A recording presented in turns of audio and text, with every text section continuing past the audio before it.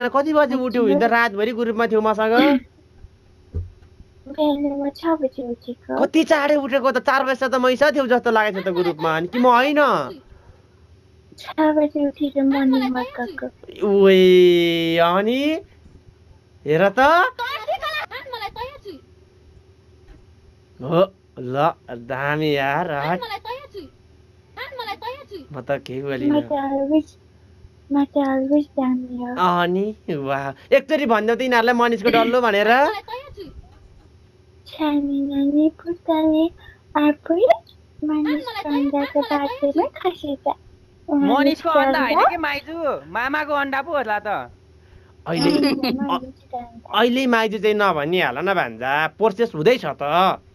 बल्ल हिजो भेट भएको के भन्नु मामा के भन्नु त बल्ल हिजो भेट साथी भन्ने सिम्पल साथी भन्ने ए सिम्पल उनी कुर्थावाली पनि हो रे पाठ पनि लाउँदैन बेला हेर्ने मामा हो तिमी त बिहा गरे मान्छे त्यतिकै पनि हेर्न भएन नि तर साथी भन्न त मिल्यो नि त नि अनि म त बिर्सेको यार तेरिका झन्नै बट्टाले फुस्काको ल